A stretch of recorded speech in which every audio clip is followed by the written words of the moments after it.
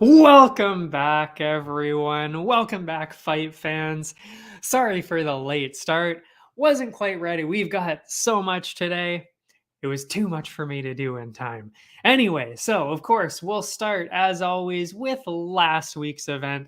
That was UFC Vegas 47. And we talk about sleeper cards. Actually, yeah, okay. I forgot. I always go over the schedule. UFC Vegas 47. Then we'll take a break. Then we'll go UFC 271. Both huge cards, long cards, amazing cards. So, and then I've got something in my eye.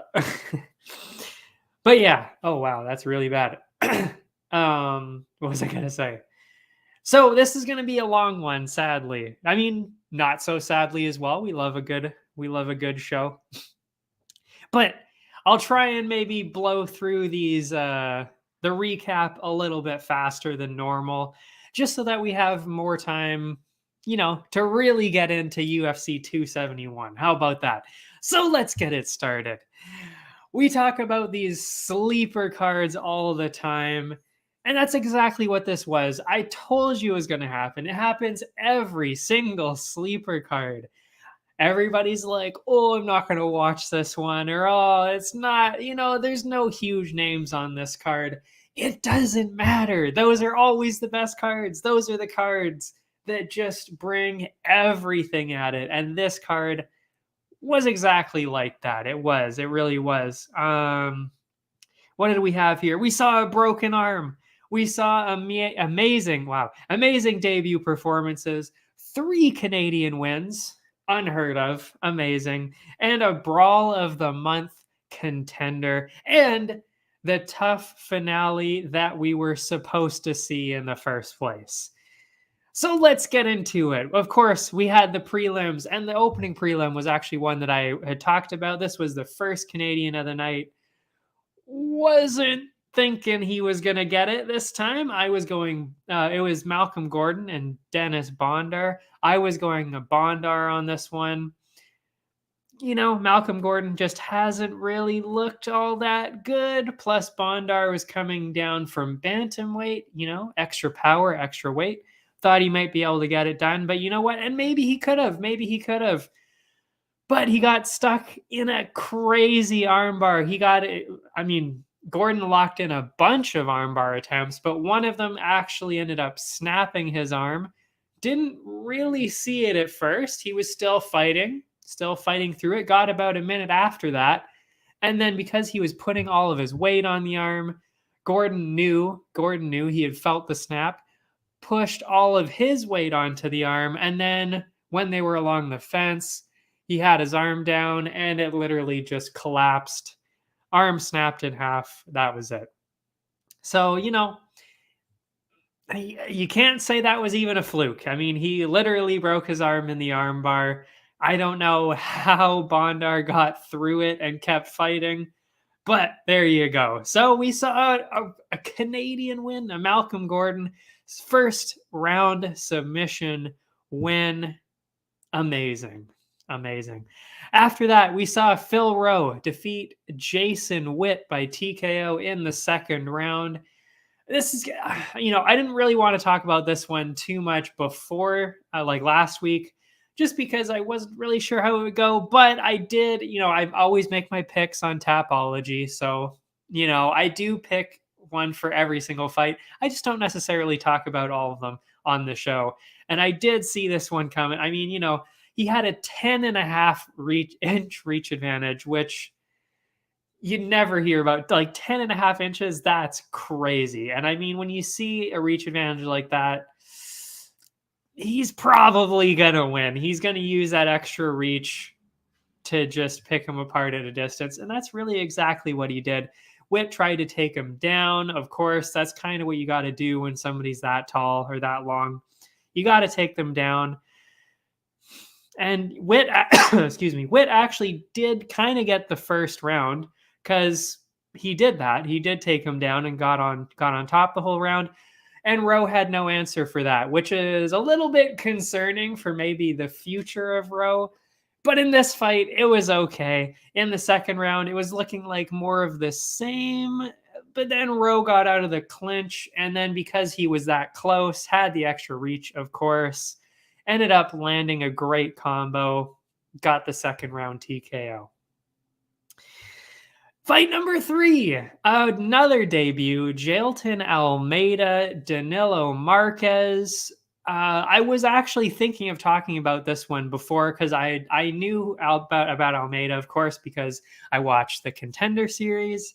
He amazingly submitted somebody from Dagestan on the Contender series, and it wasn't even close. It was amazing. Like, seriously, one of the craziest things I've seen on the Contender series. So good, so impressive.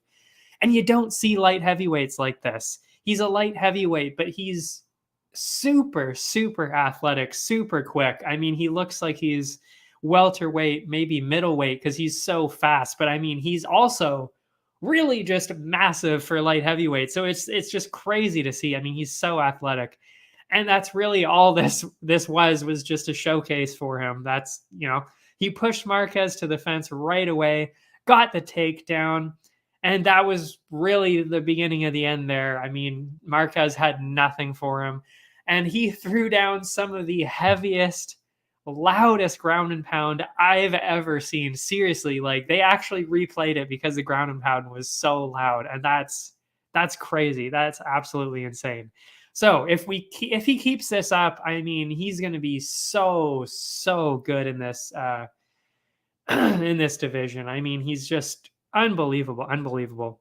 And I mean, again, I'm going to say this later with another division, light heavyweight, not the best division, honestly, right now. I mean, the top five is okay. Jan is good, but he's old. Glover, the champ right now, just for now, because I think he's going to lose soon, but, also pretty old. And then you've got Yuri, of course. He's going to be the champ, I'm sure, next.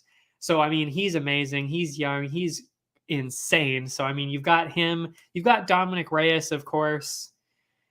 And then there's really not there's not really anybody else at light heavyweight, like everybody else is kind of just meh. Smith is good, but other than that, you don't have very many people. So I mean, when you've got somebody like this who's really young, he just started here too, I mean, he's going to be ranked real soon, and he's going to be flying up those rankings, I'm sure. He's just too good for everybody else, too strong, too skilled. I can't wait to see him again, seriously. Next up, the second Canadian fight. It's the women. Alexis Davis, Julia Stoliarenko. I was saying it was kind of a coin toss going into this one. I wasn't really sure because Davis, bit of a rough streak, really. 1-4 in the past 4 years. I wasn't really sure. And then Stoliarenko, what did she do? Also, she lost... Yeah, she lost both of her UFC appearances. So, it was a bit of a toss-up, but I figured because of that extra experience, Alexis Davis was going to win. So I said Davis by decision because, of course, we were going to see a decision. And that's exactly what we saw. We saw Davis, I wouldn't really say it was dominant, she got stuck in some pretty bad armbar attempts. One of them really looked like her arm was going to snap. Second arm snap of the night. That would have been crazy. But she likely won the round because she was on top. So, not necessarily doing that well, but you're on top. So you won the round. And then after getting controlled in the first, Julia came back with some great striking. So it was kind of 1-1 going into the final round. But thanks to that experience, and that's really where that experience comes in when you're fighting better people and you've been fighting for that long, you know how to win a decision. You just push forward, do everything you can, control on the ground, do whatever you can, and win the last round. And that's exactly what she did. In fact, it was actually so dominant the last round that some of the judges, all three of the judges actually, I wrote here, saw it as a 10-8 for Davis. I didn't really see it as a 10-8. I don't think it was that crazy, but she clearly won it. So, and there you go. Experience. And that was another one we got right. By the way, I only got 2 of them wrong the whole night, and one of them was that first Canadian one.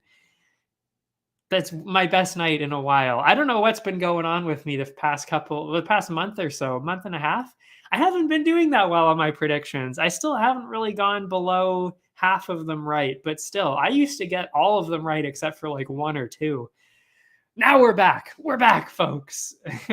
The magic is back. 11 out of 13. Pretty good. Anyway, enough about me. The next prelim, another Canadian one, Marc-Andre Barriault and Chidi Njokuani. This was actually the other one I got wrong. Actually, no, I did get this one right. It was the Canadian that lost, though, so that's kind of sad. But we kind of saw that one coming. I said Njokuani was going to get the decision here. Barriault, he hasn't really been doing that well. He did get 2 wins last year. But before that, he lost his first 4, or actually, no, 3 of them were losses. One of them was a no contest. So he wasn't really looking that good. As for Chidi, he had a 7-inch reach advantage going into this one. And when it's that close, because he's new to the UFC, and, maybe Barriault hasn't been doing that well, but he's been in the UFC, so you never know. But in that tight of a matchup, 7-inch reach advantage, I went with him. Plus, he did look good on the contender series. So that was the other reason why I went with Njokuani on this one. And there's really nothing to say about this. I mean, this one, what actually happened, because it was so short. It was 16 seconds, I believe it was. I mean, Njokuani came in, landed a huge combo. I mean, it was amazing. Knocked Barriault down, got a few more couple hooks in to get the first round TKO win. Another amazing debut tonight. Really a lot of great debuts. There was Almeida and Njokuani, and I think there might have been one other one. I can't remember. We'll move on. Moving on. But yeah, another great addition to the UFC. Maybe not necessarily as absolutely insane as Almeida, but still, when you get a 16-second knockout, I mean, come on. You got to talk about it. And of course, he ended up getting the blue bonus for KO of the night as well. And actually, I believe I gave Almeida a most valuable fighter bonus because he's so new and he looked so good.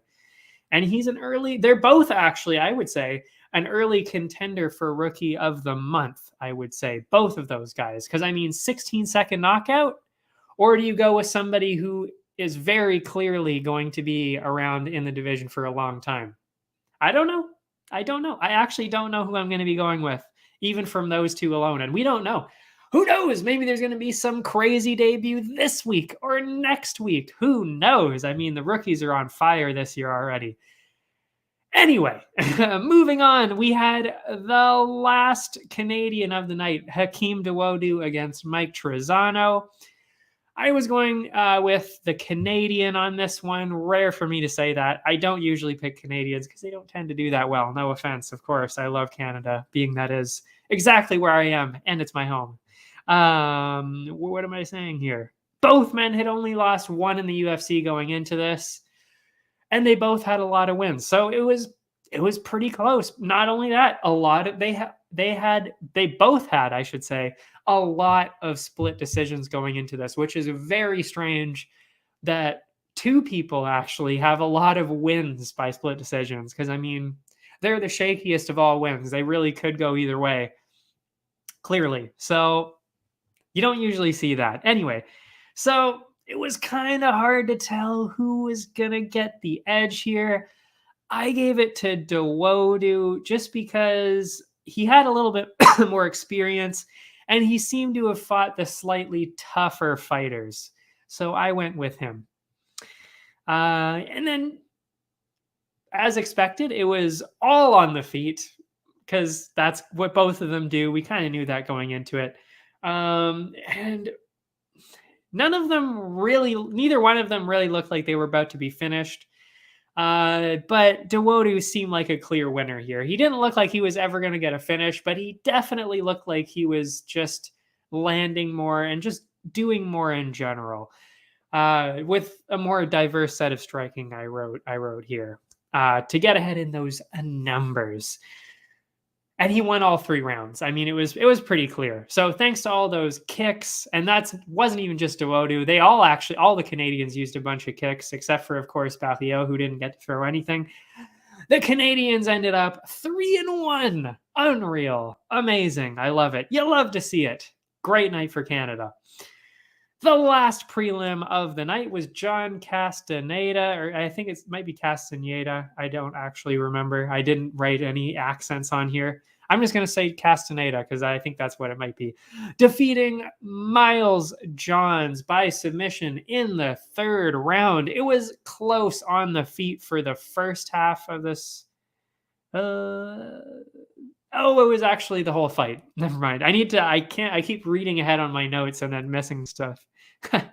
The first half of the fight, it was really hard to tell who was winning. I mean, it was so close. Then all that changed. Castaneda landed a head kick, and then Johns wasn't really feeling it anymore. I think he kind of wanted to get out of it a little bit.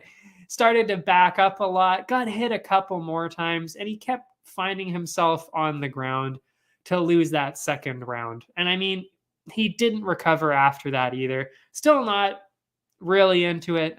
Johns was hit with a bunch of shots at the start of the 3rd, found himself on the ground again, and for the first time in his career, Johns was put to sleep after getting stuck in an arm triangle. Seriously asleep, like actually full on taking a nap in the octagon. And we haven't seen that actually in months. Ever since I've been giving out the submission, my blue bonuses, we haven't seen anybody actually fall asleep like that in a long time. So yeah, that's crazy to see. Especially at, I believe that was bantamweight. I'm not sure. I can't remember. Anyway, so that was submission of the night. Of course it was. Moving on to the main card. We're still moving through this hopefully fairly quickly. Julian Erosa, Steven Peterson. Erosa had a terrible start to his UFC career after winning his contract on the Contender Series. Got 3 losses in a row. Left the UFC because of that. Got his spot back and ended up going 3-1 after that, and got a submission win over Charles Jourdain recently, which is impressive because Jourdain has never been finished like that. So that was already amazing. And on the other side, Steven Peterson, he also had a bit of a rocky start, record of 3-3, 50-50 on that. And he won his last 2 to Chase Hooper and Martin Bravo. I was going to say Martin Bravo, but then I heard them say it on the broadcast, and it's Martin Bravo. Anyway, so going into it, I thought Erosa had a slight edge here for sure, just because he just seemed to be fighting the better people. He seemed to be on a roll a little bit more. Plus, he had a 4-inch reach advantage, slight advantage on the ground as well, I thought.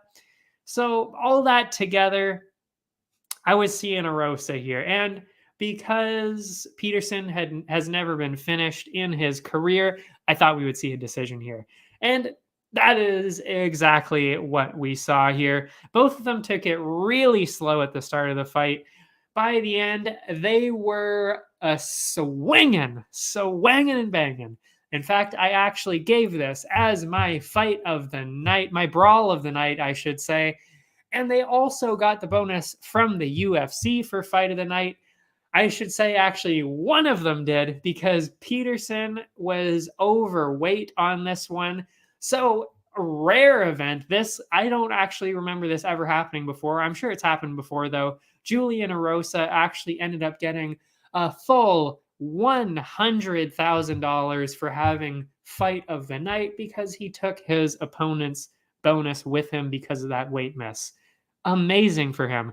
But anyway, back to it. In spite of the blood pouring out of his nose, Peterson started to edge ahead on the cards in that second. Gave Erosa spaghetti legs after landing a huge hook, wobbling all over the place. Then out of nowhere, though, Erosa landed a wild spinning back fist that dropped Peterson. So after 2 rounds, I mean, it really could have gone either way. I mean, there's so much happening They're both so even. They're both getting dropped. They're both getting hit. They're both bleeding all over the place. Which way is it going to go? Who knows? By the end, there was blood everywhere. Both of them, excuse me, both of them were exhausted and easily could have won the decision. I thought because of the final round and his ground control throughout the fight, I was giving it to Arosa, and that's exactly what happened. He ended up getting a split decision win. Very, very close. And that's one of those actually split decisions where I was like, that's fair. That is a split decision. None of this garbage that we've been seeing recently. I mean, all over the place. These judges. By the way, we're going to be talking about one of the judges in the final fight. I mean, good God, that was insane. Anyway, after that, we had the tough finale that we were promised originally. Bryan Battle, I should say at middleweight. Bryan Battle, Tresean Gore. Really tough to see who has the edge here. I mean, they're both young in their career. This is technically really both of their first fights in the UFC. If you could even, I don't even know. Yeah, it's technically the UFC. Okay, I'll give them that. But, they still, neither one of them has fought somebody of UFC caliber yet, really, if you think about it, because they're still fighting each other. So they actually haven't really fought anybody amazing yet. So it's kind of hard to see who has the edge in that situation. So really, I was going based on the record. Well, not actually. I wasn't going based on the record. The record was Battle was at 6-1. Gore was at 3-0. It was a bit of a coin toss to me here. Of course, the thing that changed it for me was that Gore also fought at light heavyweight.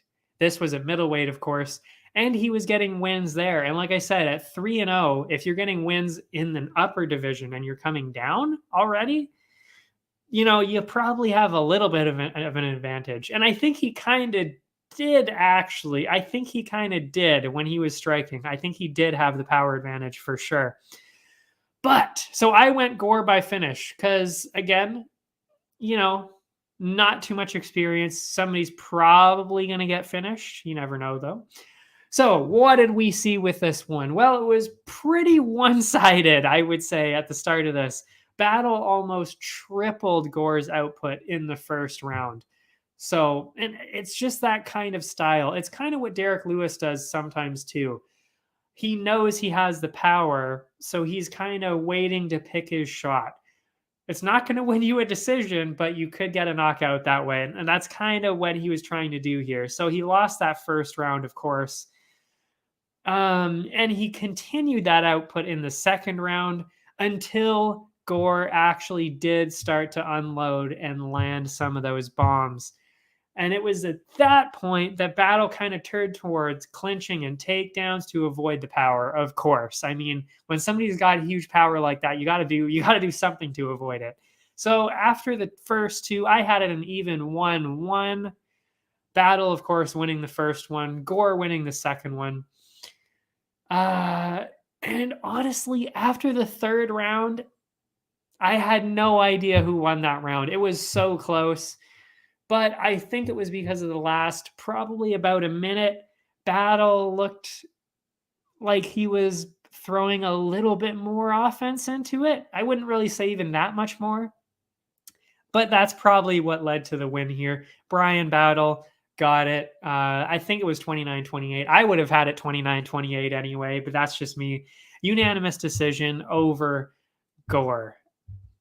So good for Bryan Battle. And I mean, you know what? There you go. He's rightfully the tough champ now. You can't say anything about that. He beat the only other person that people were talking about. That was supposed to be the finale originally. There you go. Bryan Battle is your middleweight tough champ of tough 29. There you go. But Gore, I feel like he easily could have won. And that's what sucks, though. You want to see both of them give it their all, and I just don't think Gore was quite up to it. I mean, he could have ran away with it, but he didn't. But you know what? What can I say? Battle deserved it. He deserved it. He won. And of course, that was the second one that I got wrong, of course. 11 out of 13, like I said, that was the second one I got wrong. After that, Sam Alvey, Brendan Allen. Really only one way to go on this prediction. I mean, when you've got 6 losses and a draw in your last 7 fights, not looking good. And that was where Sam Alvey found himself. So that alone probably pushes you in the other direction. And yeah, I'll just skip past everything else because that's really exactly what we saw. The first round was actually pretty tight. And I kind of figured that would happen, especially considering this is up a division from where they usually are. This was actually a light heavyweight, I believe. Well, whatever is up the division, it was up a division to what they're not used to. So, and Brandon Allen had just fought a few weeks ago. So, all that put together, I figured it was going to be slightly closer than people thought it was going to be, but that Allen would eventually take over and win. And that's exactly what he did. Alvey looked good in the first. Oh, yeah. Alvey looked great, and for some reason, Allen actually looked very uncomfortable, and I'm not really sure why. Maybe it was the new weight. Maybe he wasn't really expecting what was coming back at him. Maybe because he just lost a few weeks ago. I don't really know what was going on, but that all changed as soon as Allen landed a huge, huge shot at the end of the first round. And he actually was probably going to win if it lasted 30 seconds after there in the first round there.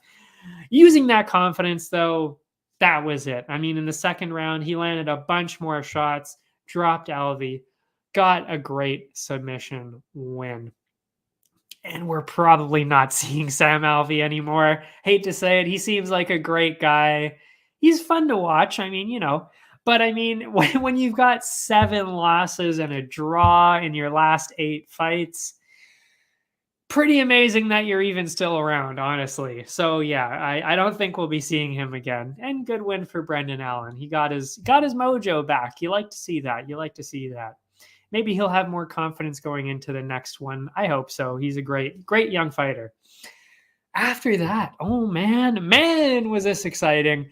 This was my most valuable fighter of the night, Shavkat Rakhmonov and Carlston Harris. Oh my God. Going into this one, seemed fairly tight for a lot of people thought it was a little tighter than it should have been. I was definitely leaning towards Rakhmonov on this one. I mean, he's coming in undefeated, got 2 first-round submission wins. Never mind. Oh, that's actually what Harris did. He got 2 first-round submission wins. But Rakhmonov also... Oh, both of them. Lol. Both of them won them by submission last year. Anyway, and they both have a similar reach. But I had seen both of them fight, so I knew Rakhmonov definitely had the edge here. He was also 7 years younger. He also leaned towards the fact that he's undefeated. And he also seemed more dangerous on the feet because he had some KO finishes there too. So I figured he's very well-rounded. He's undefeated and very, very skilled, like extremely, extremely skilled. And I remember that from when I saw him the first couple times. It's amazing to watch. It really is. So, and because both of them were good on both good on the ground, of course, both had 2 submission wins in the UFC, I was saying probably going to see the differences on the feet. So we're probably going to be seeing a finish on the feet here. And I'm a genius. It looked close. I mean, this is exactly what we saw. We saw a stand-up fight between the two, and Rakhmonov just proved exactly how good he is and won it. But it was not as close as it seemed on paper. I thought it was even going to be closer than it was. It was not close at all. Rakhmonov just looked so calm. The analyst actually even said he looked like he was going to fall asleep. He was so calm. It was insane. But he was landing everything he threw. Harris wasn't really landing anything. He was throwing a lot more, but he wasn't really landing.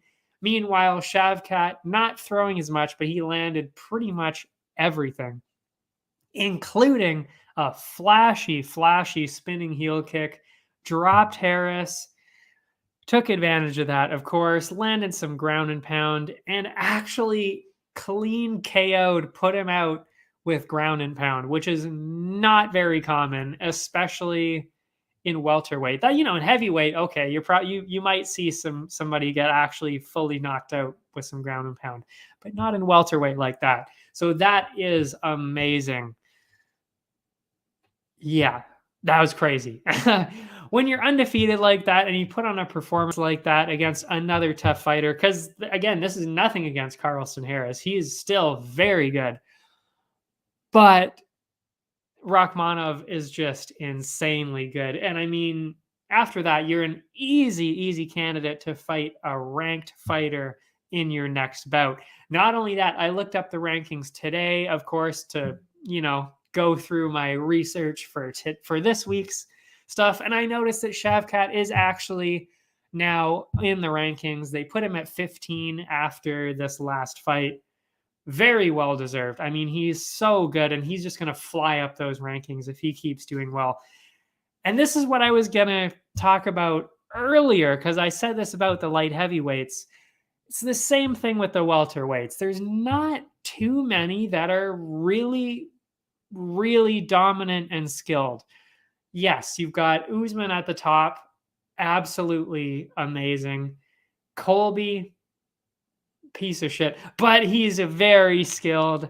And then of course you have Chimaev just flying up those rankings, just absolutely dominating every single person.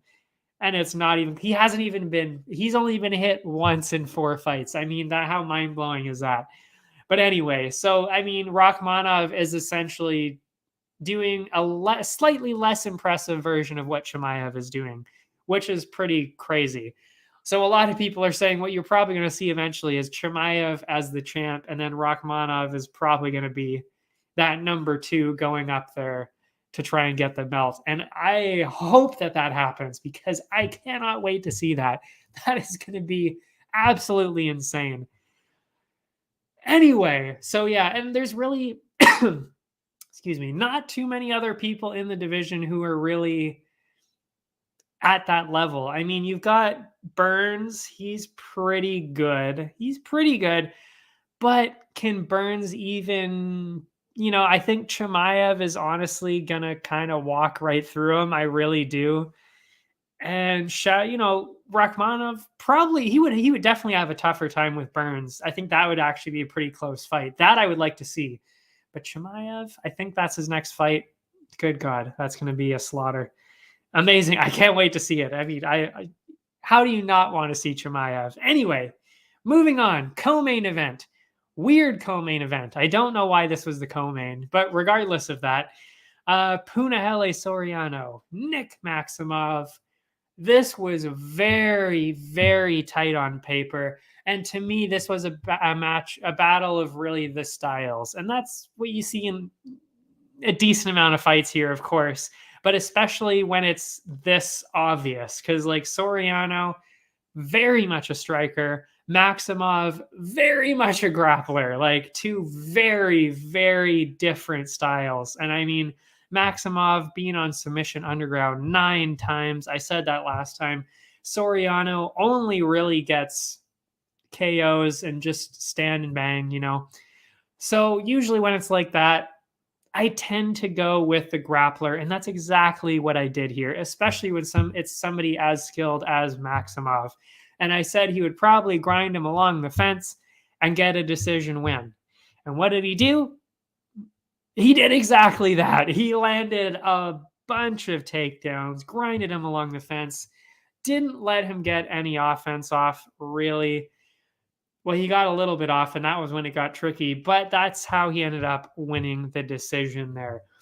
The first 2 rounds pretty much went exactly like I thought. Maximov going along the fence, getting him to the ground, getting that control time. Soriano used his striking, opened up a cut, actually, landed a huge knee to drop Nick, which is probably why it ended up being a split decision, because the striking may be a little bit more impressive, and that's what the judges were seeing, because I thought it was definitely 2 rounds to 1 for Maximov, but anyway, Yeah, in the end, very clear win for Maximov. I thought double digits in the takedowns. You never see that many takedowns. Of course, that means he probably didn't do a whole lot with them.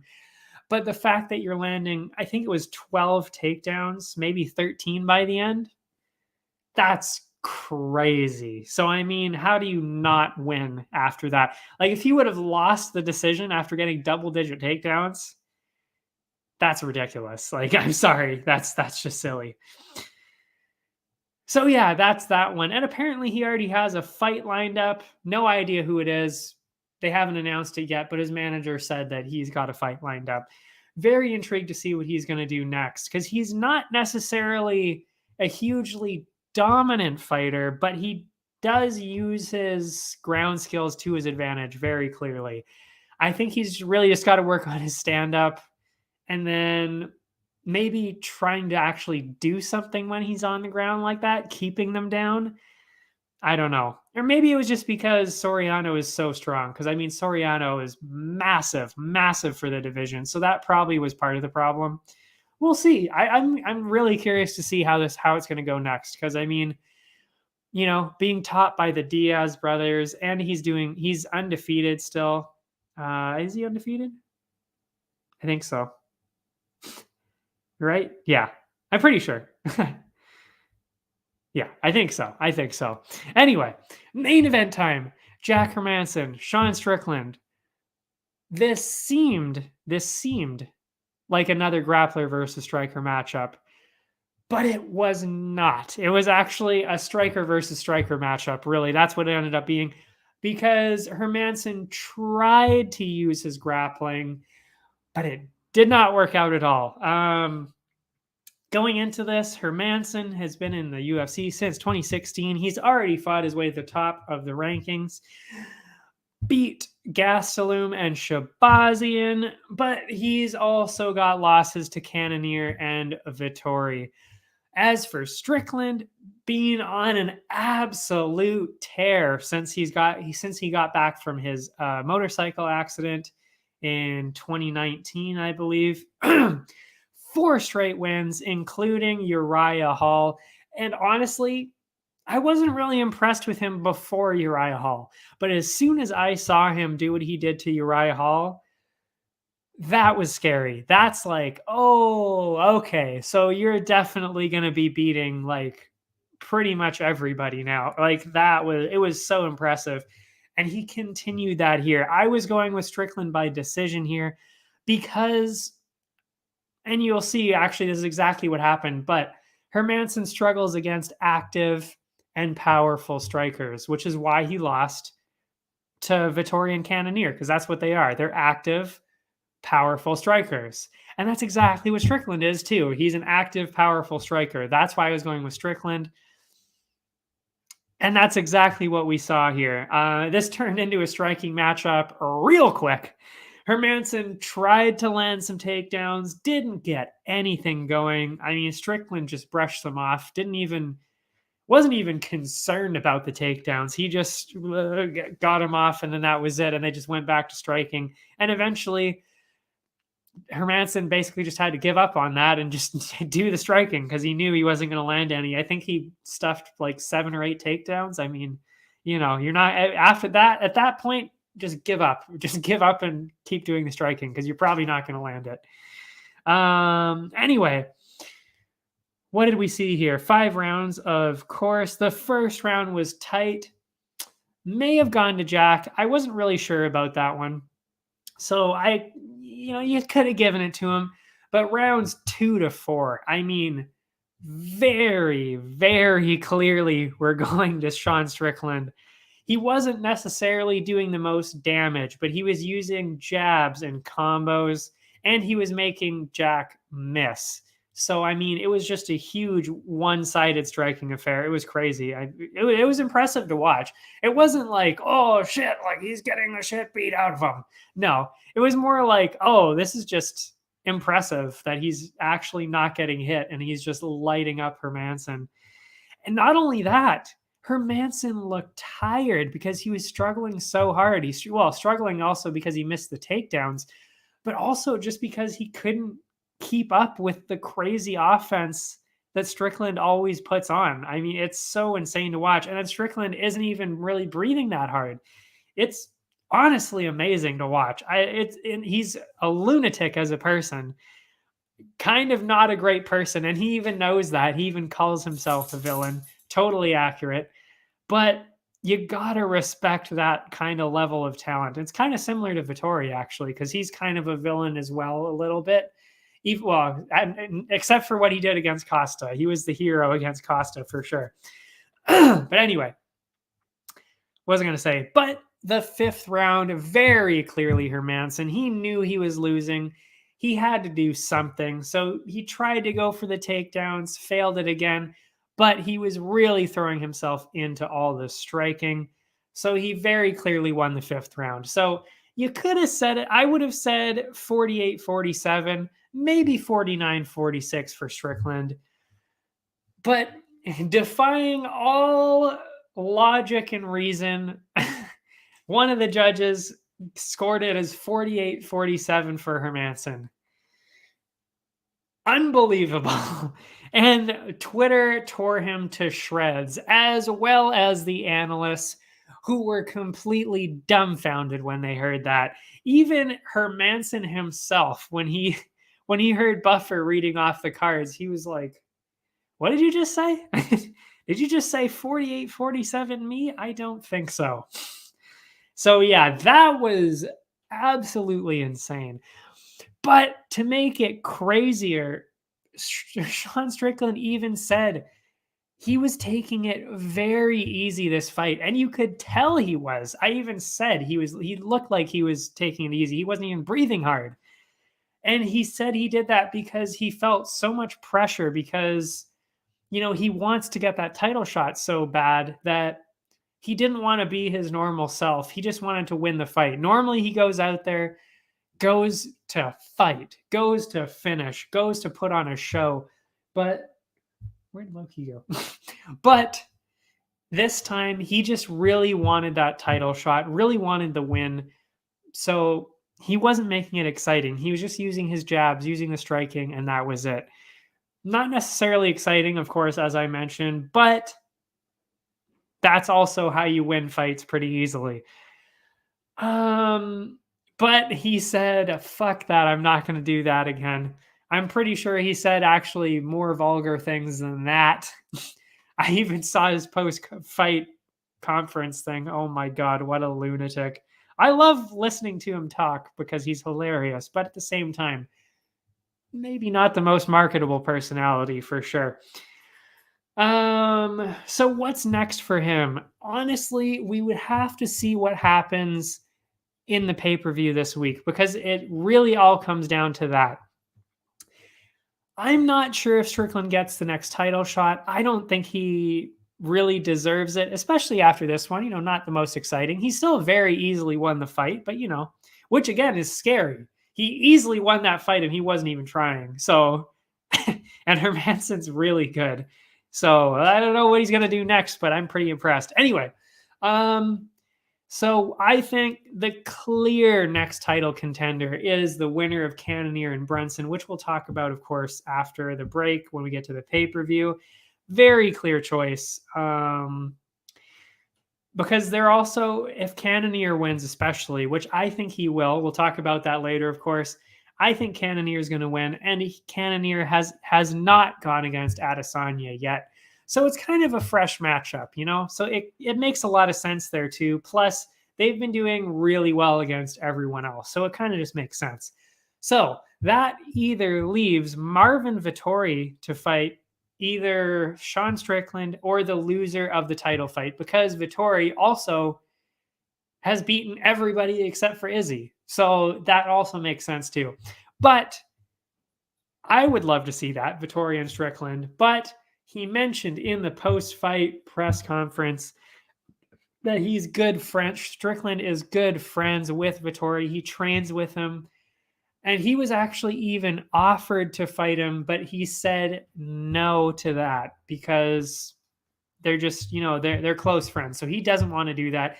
He said if the money was right, then he would do it. But we all know that the money's not going to be right. So I don't think we're going to see that. So that sucks. The trash talking and the fight would be absolutely amazing to watch. I can't even imagine. That would be mind blowing to watch because they're both absolute lunatics inside and outside the octagon. I cannot. I would love to see that. That is a pay-per-view fight right there. That is so good. But anyway, we're never seeing that probably unless one of them gets the belt. So what does that leave? Well, you're probably going to see him fight, I would say, the loser of the fight this weekend. You're going to see him either fight Cannonier or Brunson. Makes sense. You know, the middleweight division, I think, is fairly clear right now with who's going where. And I mean, we're not seeing Costa back. I mean, Dana White literally said Costa's never coming back down, not allowed to go back down to middleweight, because when you miss weight by 20 pounds, I mean, you know, like when you reschedule the weight 3 times in 1 week, that's just garbage. Like, you can't do that. That's just absolute bullshit. So yeah, no, and you know what? I honestly think that Costa would be better at 205 anyway. So it just doesn't make any sense for him to come back down to middleweight. So I think Costa's out of that equation altogether, and we're just going to be seeing those guys all fight each other. And I can't wait. They're all good matchups. They're all good matchups. Middleweight is actually pretty good right now. I don't care what people say. Middleweight is good. Anyway, 47 minutes. Good God. That's a long intro. Oh my God. That was UFC Vegas 47. We'll be talking about UFC 271, the pay-per-view. Right after this, we'll take a short break. I will see you after this. Allow me to introduce High Stick Vodka, a new way to celebrate victory. Gather around the glass with an award-winning, ultra-premium Canadian-made vodka. You probably won't listen when I say High Stick Vodka has a smooth, hard-hitting taste, or that it's developed in the birthplace of hockey.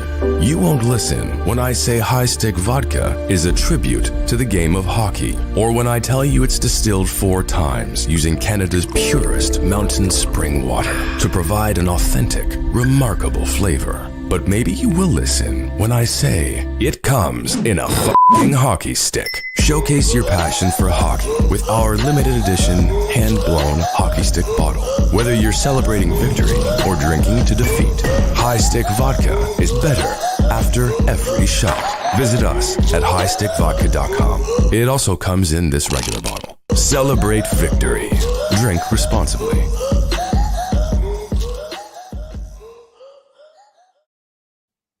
And we're back with the UFC 271 action. Again, I'll try and keep this fairly short, but yeah, we've got a lot to go through here too. We'll start, of course, with the main card. Nasrat Haqparast, Bobby Green. Very exciting lightweight matchup. I can't wait to see this. They're on the edge of the top 15 right now, both of them. We saw Haqparast, of course, a couple months ago. He lost that decision to Dan Hooker. He looked good, and he tried to control the fight using that grappling, but Hooker is he's just on another level. He's just so good. Bobby Green also just fought a couple months ago, had a much better result. He took out Al Iaquinta in the first round, and it was insane to watch because Iaquinta is no slouch. I mean, to do that to him, absolutely insane. And it should be noted, and I said this actually before his last fight, it is very rare that he would do that because he's actually 10 fights in a row before that ended in a decision. He didn't necessarily win them, but 10 fights in a row that went to a decision, and then he got a finish like that. And within that stretch, he fought everybody. He fought Fiziev, he fought Barboza, he fought Poirier. I mean, just a who's who, really, of the lightweight division. So, because of the way these two guys fight, I'm thinking we're probably seeing another decision here. I would say that's a pretty solid bet. As for who's going to take it, really could go either way. This is a fairly tight one. But because of that level of competition that I just mentioned, I think Green is going to edge ahead here. I really do. And he's Yeah. He's so active and he's so good. I think he'll edge ahead on the cards, but I do think it'll be very close. So let's look at those odds. Where's my banner? Banner up. There it is. Green, Hackbrast. What do we got? Minus 143 for, wow, where's my over under? Minus 143 for green and plus 116 for Hackbrast. I would say that's on those odds are right bang where they should be. I really think so, because it is very even. I would still be taking green on that. I mean, the odds could go either way. So, I mean, you could realistically bet on either one. I'm giving the edge to green on this one. So, minus 143 looks great for that. The over-under, over 2.5, minus 225. I mean, I said green 10 decisions in a row before that Iaquinta thing. Hackbrast, also a lot of decisions. We're seeing a decision here. I'm pretty sure of it. Next up, what do we got? Kyler Phillips, Marcelo Rojo. On paper, kind of a mismatch, I would say. But I think we're still going to see some highlight reel action here. Kyler Phillips, still very young in his career, but he's shown a lot of promise with a win over Song Yadong. Very, very good, Yadong is. And a tight majority decision loss over Paiva. That's actually how he fell out of the top 15, because he was in the top 15. And I mean, a majority decision? Talk of split decisions are tight. Majority decision. Good God. Yeah, so that's how he fell out of the top 15. So it makes a lot of sense that he's definitely the favorite going into this one. Rojo, definitely less impressive. He's only got one UFC appearance, and it was a loss to one of our favorite Canadians, Charles Jourdain. So this does definitely seem like kind of a mismatch. Phillips, one of the most dangerous young prospects, I would say, in the division right now. Only 26, and he was already ranked. I mean, that's amazing. So he seems to end up in quite a few decisions, though. So I think that's what we're probably going to see. We're probably going to see a decision here, even though it is fairly one-sided. So, maybe a decision, maybe not. But on the odds, Phillips minus 450. I mean, like I said, definitely one-sided. Definitely throwing this in a parlay. This will 100% be in my parlay. Kyler Phillips at minus 450. Rojo plus 333. Yeah.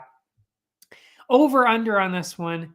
Over under 2.5. The over is plus 133. Under minus 172. They're obviously looking at the fact that this is one-sided. And I totally get that. We definitely could see Phillips get a finish here. I'm definitely not opposed to doing that. But at plus 133, that's not a bad thing to throw some money at. Is bantamweight. We're talking about bantamweights here, and we're talking about a couple guys who get some decisions here. So even just to throw a little, sprinkle a little money on it, as Yanni the Greek says, put it on plus 133 at over 2.5. I think I'll do it. I'll put a couple bucks on that. I'm fine with that. After that, Jared Cannonier, Derek Brunson. We just talked about them. Do I have the numbers here? Number 3 and number 4. Cannonier is number 3. I forgot the other guy. Brunson is number 4. Very, very tight matchup. Cannonier looked very good. Wins over Anderson Silva, Hermanson, Gastelum, and he did lose to Whittaker, who we're also going to see tonight, of course. But it was close. It was close, and he looked really good. Brunson, on the other hand, he is ranked number 4, and he's been on quite a roll. 5-fight win streak since he actually did lose to the champ, Adesanya. That was his last loss. He's finished Shabazian, Till, and got decision wins over Heinisch and also Darren Till. He fought him twice. I actually didn't even realize that when I was typing that out. Unless I typed that out wrong, that could be it too. Anyway, this matchup is very, very tight. They're both solid. They're both the same age, have the same reach and height. But the one difference maker here, and it's the difference maker in all of Cannonier's fights, is his power. If you've watched his last couple fights, you would know this. He used to fight. He's actually one of the only people in UFC history to get finishes and in 3 different divisions. He has finishes at heavyweight, light heavyweight, and of course, now at middleweight. So, I mean, when you're full on knocking out people at heavyweight, I mean, your power is obviously off the charts, and he has not lost that. He has not lost any of his power since he got down to middleweight. So he very clearly has the edge there, and that is the difference maker for me. Brunson obviously going to try and use his grappling to avoid that. But I think Cannonier, he's just going to use his strength, not just in his punching power, but his just raw strength from being so big and used to fighting heavyweights. He's going to be able to control Brunson, also land some huge, huge shots that I don't think Brunson will be able to take. Brunson has been finished a few times by strikes. So honestly, I think that's what we're going to see here. It's going to be, it's kind of tight, but at the same time, I think we're probably seeing a Cannonier finish here. In the odds, very, very close. Minus 172 for Cannonier. Brunson at plus 140. Like I said, makes a lot of sense. It is fairly close on paper. But at minus 172 especially, you definitely got to throw something at Cannonier on this. I mean, especially because of that extra power, I think he definitely has the edge here. And he's just looked so impressive. If you watched him against Whittaker or any of the other people that he was fighting there, I mean, he's looked so good. And Brunson hasn't quite looked as impressive. Like, he was definitely winning those fights, but not necessarily to the same level that everyone else has been like, whoa, that's crazy. Anyway, so I'm definitely giving it to Cannonier here. The over-under on this, dead even at minus 113, and this is at the over-under of 2.5 rounds. And I see why, because I very much see either one of these happening. So, I mean, obviously, you could literally go either way on this. The odds are literally dead even on this. I would say the under. I would say the under, just because Cannonier has just been so good and he's got that extra power. I really do think it's going to be under. So minus 113, that's pretty good. Even just to throw a couple bucks on it. Either way, I think that's a great one. Great one to bet some money on there. And then, I skipped ahead on my thing. I thought I missed one. I thought I hadn't done my notes for one of them. The co-main event. Oh my God, I can't wait to see this one. Well, actually, I don't know. I don't think it's honestly going to be even the most exciting fight. I just can't wait to see the interview after the fight. And even honestly, just the talking before the fight. I mean, it's so amazing. Derrick Lewis, Tai Tuivasa. Oh my God. As soon as this was announced, I mean, MMA fans everywhere rejoiced. They stood up on their couches and cheered. I couldn't believe it when I saw this was posted. These guys are two of the funniest, most electric and entertaining fighters you are ever going to see. They're so funny to talk to, so funny to listen to. And everything they do and say, absolutely hysterical. I cannot wait to see the interviews after this fight. Honestly, I really hope that they interview both of them after the fight because they're both hilarious. Anyway, they may be matched in wit and entertainment, but honestly, I hate to say it, I don't really think that they're necessarily matched up in terms of skill. I really don't. And I hate to say it because I love both of them so much. Lewis is ranked number 3 right now. Of course, he lost his title shot to Cyril Gane in that interim title fight. And Tuivasa just jumped into the rankings at 11th place after getting 4 huge KOs over Struve, Hunsucker, Sakai, and of course, the one that made everybody rejoice. And they still posted to this day all the time. I see it all the time, and it makes me happy every single time. When he absolutely slept Greg Hardy, of course. And okay, I said this in Lewis's last fight against Dawkins. When 2 heavyweight strikers clash, I would say about 90% of the time, the person who wins is the one who's the better, who's the more powerful striker.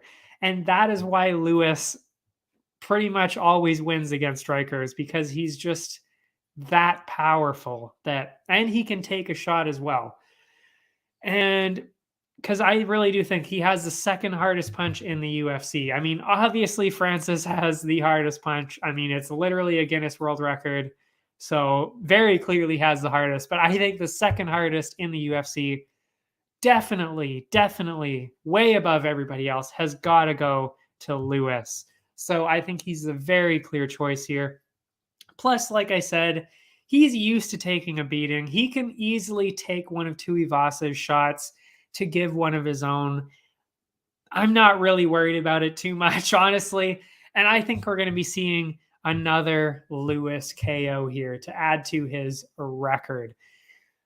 And the odds, I think it's because of the hype here. They're a little bit closer than I kind of thought they would be. They've got Lewis at minus 193, Tuivasa at plus 154. Definitely, of course, leaning towards Lewis on this one. And honestly, I think those are fantastic odds, because I thought this was going to be a lot more one-sided. Because like I said, remember, Lewis is ranked 3rd, and his only loss recently is to Gane. Like, he's full-on KOing other people, just sleeping people left and right. You know, like, he should definitely be. I thought it was going to be in the minus 250 range, maybe even minus 300 range. I really thought. But again, I think that's because Tuivasa has been also getting those KOs. So maybe, you know. But yeah, definitely great odds for you to take advantage of there. I probably should stop hitting the table. The over-under on this one makes also a lot of sense. Over 1.5 rounds, 1.5, plus 145, and under at minus 189. They're very clearly suggesting here that there's going to be a first round KO, maybe the start of the second round. You know what? Like, I could easily see Lewis getting a first round KO here, or even if Tuivasa lands something really lucky, who knows? Maybe he'll get a first round KO too. I don't think so, but you never know. But the odds here, I mean, plus 145, that's crazy. That is crazy to say in a over under 1.5 rounds. So I'm actually probably going to write this on the, you know, my bonus bets here. I think I'm going to write to do that one, the over 145, because it's just so unusual. It's so rare to see over under 1.5 rounds at plus 145. I mean, that is begging you to take it. Like, really, it's really begging you to take it. That being said, I really could see Lewis getting a first round KO, but the betting line on that is so solid. I mean, it's worth even just throwing a few bucks at just in case. Because I mean, you know, what you usually see too within this case is you see them take the first round very easy. Neither one of them wants to make a move first, so you end at a bit of a stalemate. And that's kind of what we saw with Lewis at first with Dawkins, until he landed a couple and, you know, obviously won right away. But Tuivasa, he can take a little bit more of a shot. So I'm thinking second round. I really think Tuivasa can make it through the first and into the second because of that. Plus, like I said, you usually see a stalemate in the first round with two strikers like this. So it's really not out of the question to see over 1.5 rounds here. I really think that's begging to be taken advantage of. And of course, the main event. We'll talk about a couple of prelims after this to round out the show. So maybe we got 10 minutes left or so. To round out the event here, Izzy, of course, Adesanya back against Robert Whittaker. Oh my God. I mean, I cannot wait for this title fight. I mean, to me, this is exactly like watching Figgy and Moreno. It really is, because they're so evenly matched. And I really don't understand why people are... I mean, I kind of get it. I kind of get why people are so high on Izzy going into this. Of course, he's undefeated at middleweight. We all know that. He obviously lost, of course, that he's 21-1 or 20-1 because, of course, his loss trying to get the other belt against Jan, but he has not lost down here. Whittaker, though, he's only got one loss since 2014, and that is to Izzy. I didn't even count how many other wins he had. There were so many. It was easily 10 other wins. So, I mean, this guy is so unbelievably good. And not only that, but I know actually that he's gotten even better since he lost to Izzy last time. So this is way, way closer than people think. And I just caught a glimpse of the odds here. Oh my God, is that one-sided? And it is not deserved at all. I mean, yes, Izzy, very, very clearly one of the best middleweights ever, for sure. But Whittaker, very close behind him, and he's looking extremely good going into this. The odds on this one, minus 300. Minus 300 for Adesanya. I just don't see it that one-sided. I really don't. And plus 233 for Whittaker. That is crazy to me. That is absolutely insane. I get it. I get that Whittaker lost the last matchup. By the way, a lot of people think Whittaker won the last one. Keep that in mind while you're making that bet. You do not want to put that in a parlay. That's all I'm saying. I am not putting that in a parlay. I can tell you that, because this is way closer than people think. Like I said, a lot of people maintain that Whittaker won that, and even Whittaker thought he kind of won that one. So he barely edged ahead in that one, Adesanya, and he's been taking it a little bit easy. I don't think he's going to take this one easy. Don't get me wrong. He took his last few fights very easy, except for Costa. He went ham on that one because he was so upset. But Whittaker has been looking so absolutely crisp. I mean, nobody's really had a chance of beating him. I mean, like, he was very clearly winning all of his other fights, really. So I really have been going back and forth on this one. Notice how I haven't said who I think is going to win yet. I really have been going back and forth on this. Because, I mean, you got to give the benefit of the doubt, of course, to Adesanya, because he's undefeated at middleweight. Plus, he's been absolutely dismantling every single person in the division, very clearly winning, except for against Whittaker. And that is why I keep going back and forth on this. And Whittaker has gotten much better, like even better. And he's gotten actually really good at wrestling too. So Adesanya might actually have a real problem for the first time in his career, really, against somebody who actually might be able to take him against the fence. And we saw what happened when that happened. I mean, of course, Jan, way heavier, of course. He came in, Jan probably weighed like 220 in that fight. Izzy weighed, like 200 pounds? So, I mean, obviously, Jan was winning that fight because of his weight. But Whittaker might have, Adesanya might have a little bit of a problem here, really, with Whittaker's grappling. So This is way closer than it looks, folks. I will say I have the edge. I have the edge going towards Adesanya because of everything I just said, because he's undefeated at middleweight, because he's looked so good against everybody else. Even Vettori. I mean, Vettori has been absolutely amazing lately, but he made Vettori look like an amateur. He really did. Like, I felt bad. And I mean, like, Vettori thought he won that. Like, excuse me? No.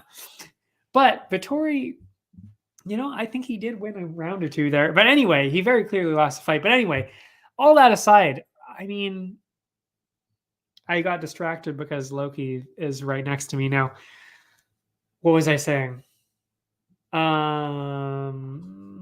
Yeah, I think this is so even. I just don't think this is a minus 300. But, oh yeah, that's what I was saying. Very clearly giving Adesanya a slight edge on this because of the fact that he's undefeated and he's looked so good. Yes. Plus, he also beat Whittaker last time around, so maybe he has that psychological edge too. Whittaker doesn't really get thrown off by anything, so, he probably doesn't have much of a psychological edge. But,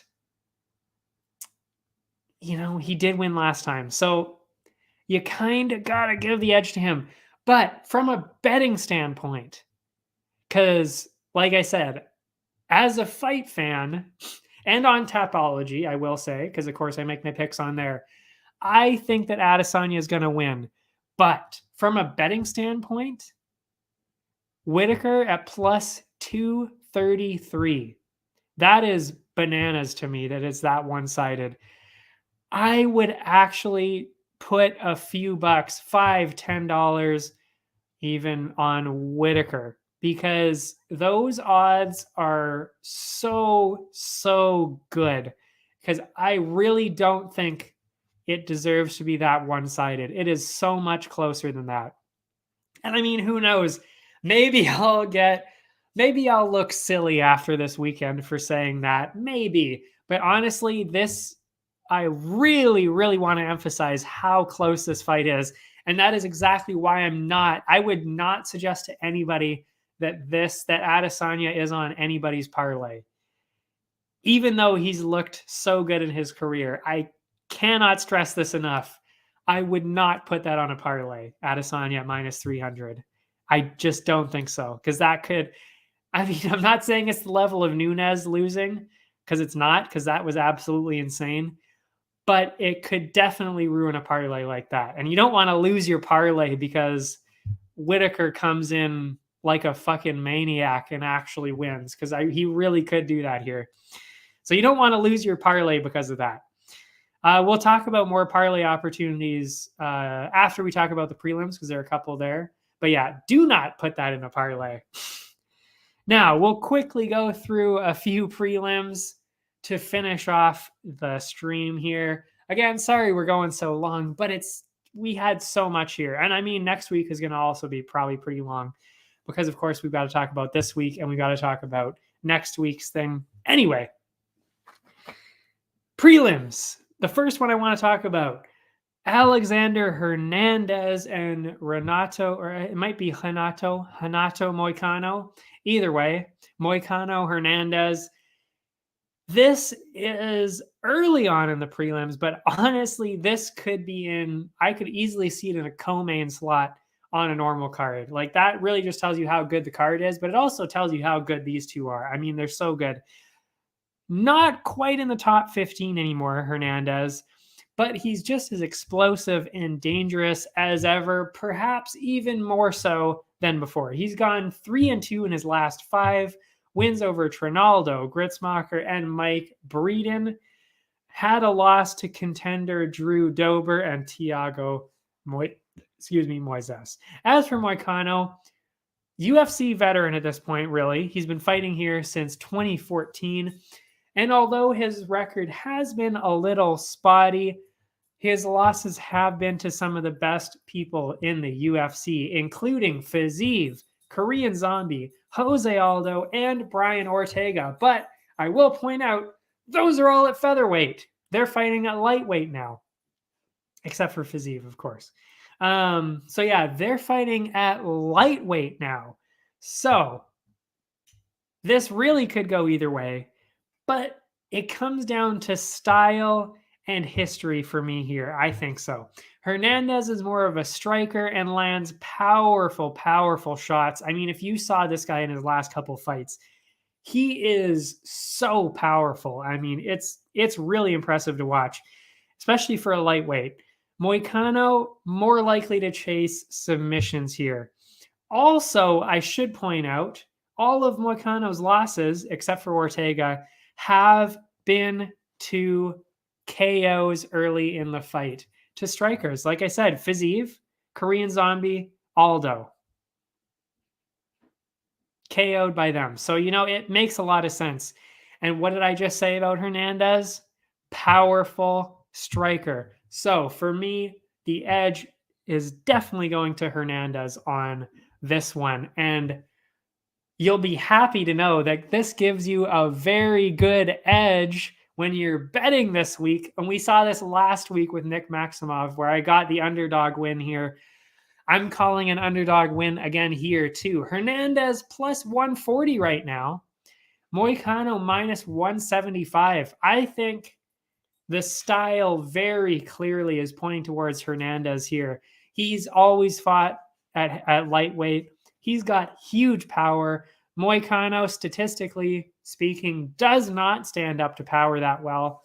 So I think the underdog choice is the way to go here. Plus 140 on Hernandez. You've got the inside scoop.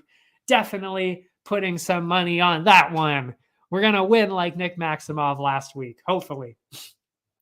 Fingers crossed. The over-under on this, over-under 2.5, and it's at minus 106 for over 2.5, minus 120 for under. So, which is actually kind of interesting. Maybe they're seeing, actually, no, it is pretty even. Okay, that kind of makes sense. I'm not sure which way I would lean on this. I'm saying probably the under just because of the finish part of it. I don't know. I might stay away from the over-under on this one because I'm actually not sure which way to lean on this. Yeah. I could see it being a decision, but no. I might stay away from the over-under on this one. The next one I want to talk about, Alex Perez, Matt Schnell. This is honestly another one that could have been on a main card. Perez, one of the most dangerous flyweights in the UFC right now. He's gone 3-1 since 2018, and that loss was actually in his last one to the champ, the now champ, Figgy. And he is also no stranger to getting early finishes in the UFC. He's got 3 in the first round, 1 in the second. I mean, especially in flyweights, that's very impressive because flyweights are not known for finishes. So he got 4 of them and very early in the fight. Very impressive. On the other side, Matt Schnell, he actually last fought up a division at bantamweight. Before that, though, he was, of course, down here at flyweight. Wasn't necessarily at the top of the rankings, but he did beat Tyson Nam, Louis Smolka. So, those are 2 names. They're not still not at the top there, though, which is where Perez finds himself. But, it's a name. So really, this kind of seems like a slight bit of a mismatch here to me. Perez, absolute beast at 125, just steamrolling through everyone, really, except for, of course, his one loss, which, to Figgy, of course. And Schnell just doesn't really seem to be at that level for me. The one thing that Schnell does have going for him is he's got a 5-inch reach advantage, substantial at flyweight. Even so, Alex Perez, especially being at flyweight, he's fast enough and skilled enough to kind of overcome that disadvantage, and I think he'll get the win here. And because we're talking about flyweights, the safe bet is a decision here. But like I said, Perez has a lot of finishes, so that is definitely not out of the question. And if we look at the odds here, I thought it was canceled for a second. I couldn't find it. Perez minus 400, Schnell plus 300. So I think this is actually a great opportunity for a parlay. And we're actually going to be talking about another parlay opportunity just after this. But yeah, very, very clear opportunity for a parlay here. The over-under, 2.5 rounds. Over is actually at plus 108 and under is minus 138. As I said, they're flyweights. You're probably seeing a decision here, and especially at plus 108 for flyweights, that is very unusual to see. So statistically speaking, good idea to go for the over on this one at plus 108 for flyweights. That's fantastic. Fantastic. Great opportunity to throw some money at that one. After that, this is the other parlay opportunity that I was going to talk about. Roxanne Modaferri, Casey O'Neill. Very exciting matchup. We haven't seen too many women's fights this year, and this is a great one. I'm very excited to see this. Modaferri, she's only been here for 5 years now, got her start on The Ultimate Fighter, and has always been a fan favorite. Everybody loves Modaferri. Sadly, because in terms of her record, hasn't really gone that well recently. She's lost her last 2. She's got a record of 4-6 in the UFC. Not to mention, I was actually going to say she's nearing the end of her career. She is 39, but she actually announced, I remembered this and I saw it on Twitter. She actually announced a few weeks ago, this is going to be her last fight in the UFC. And O'Neill is literally the opposite of that. She's very young. She's 24, undefeated at 8-0, and that includes 3 wins in the UFC so far, all by finish, including the most recent one, Antonina Shevchenko. So, you hate to see this, but this is really lined up to be one of those fights where you see the young new contender, and then, you're going to see her finish, basically end the career of a beloved veteran. You don't like to see that, but that's what we're set up to see here. While I do think that O'Neill is definitely walking away with the win here, Modaferri is as tough as they come and has never once been finished inside inside the UFC. So I would say there is a very, very good chance that we are seeing a decision win here. And that's very interesting when we come to the odds. The odds. Modaferri plus 300, O'Neill minus 400. As I mentioned, perfect opportunity for a parlay. And this is where I'll talk a little bit actually about which parlays I'm going to be saying to do here.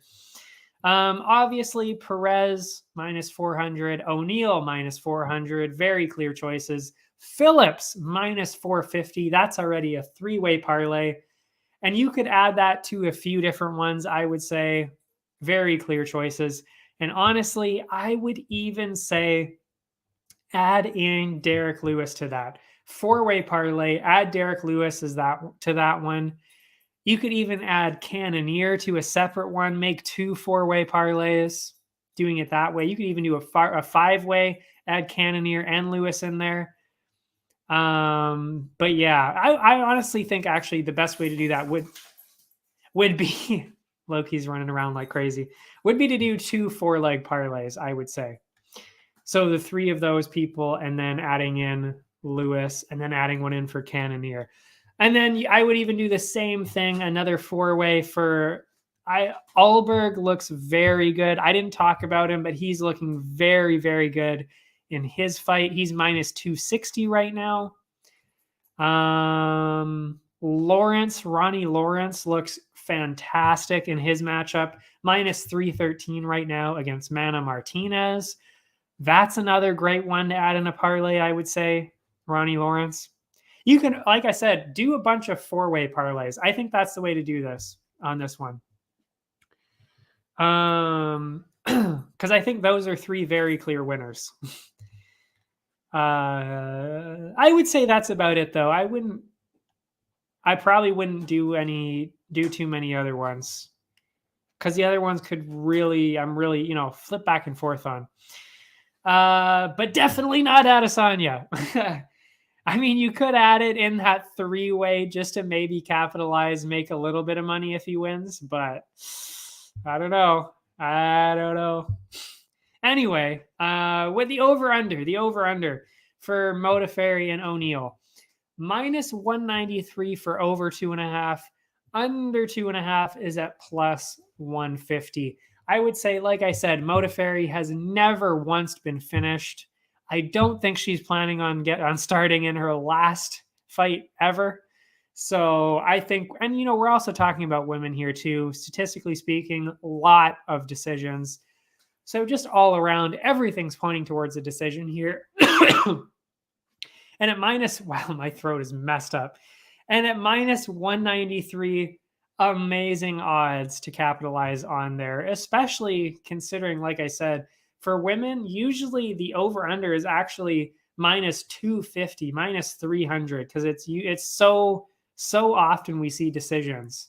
So to see it at minus 193, that's fantastic. So yeah, I would definitely put a little bit on that. And finally, our last one of the night. Finally, we're an hour and a half in, my God. Andrei Arlovski, Jared Bandera, featured prelim of the night. The ageless wonder, one of the most experienced heavyweights in MMA history, Andrei Arlovski. He's got a record of 32-20. Unbelievable. He's been fighting in the UFC since 2014. He's had a couple of bad streaks. He lost five times in a row, 2016 to 2017. And then he went 1-4 in 2018 to 2019.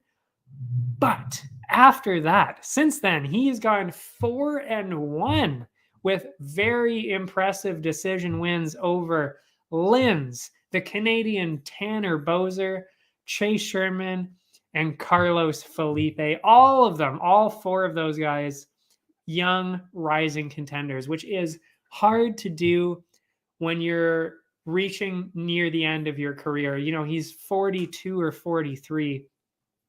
That is mind-blowing, especially at heavyweight that he's doing that. I mean, it's crazy to see.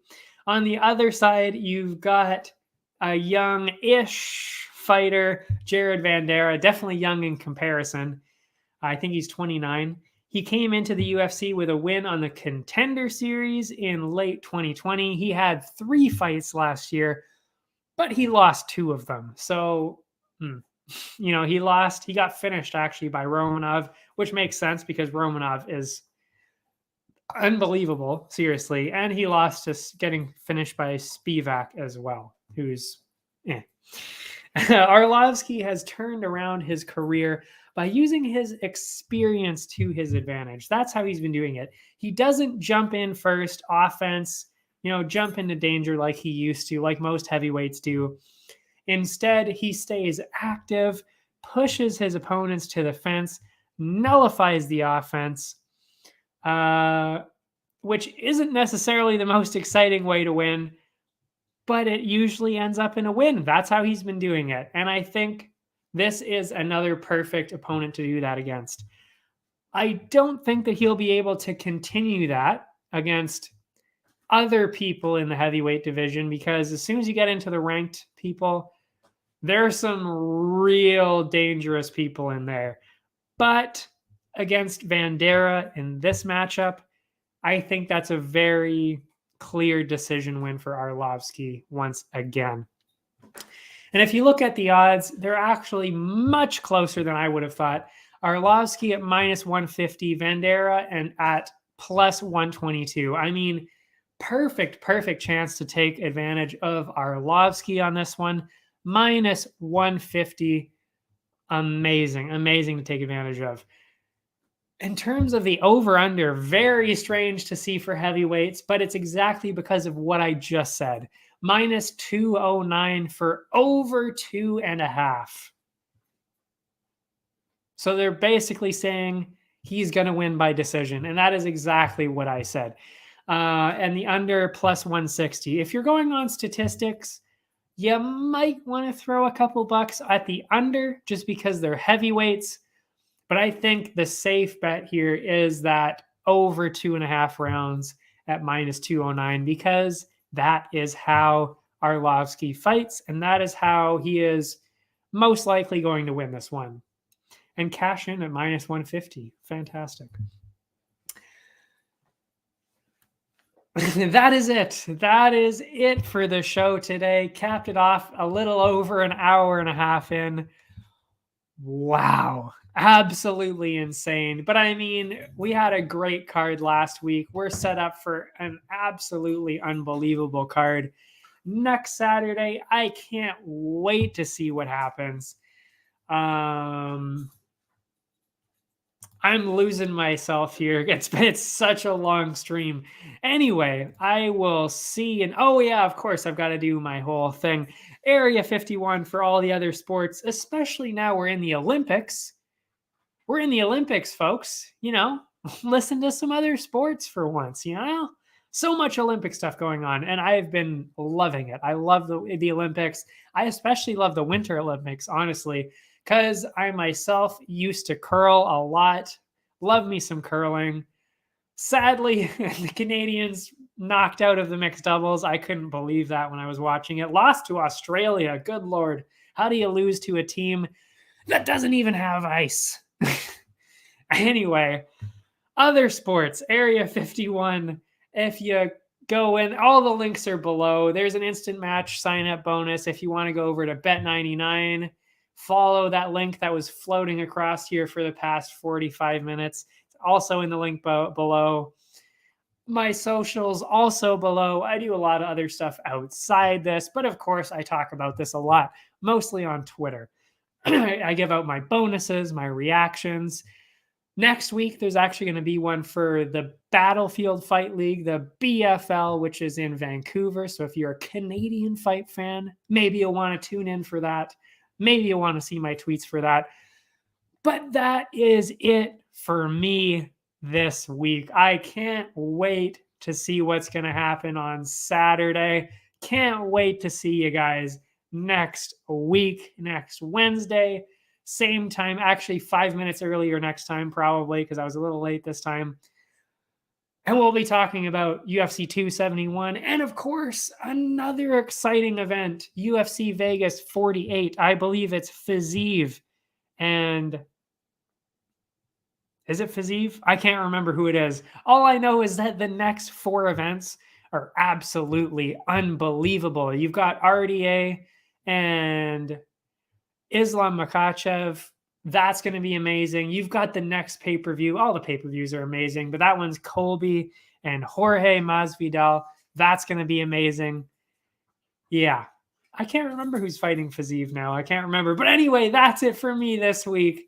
I'll see you next week. See you next time.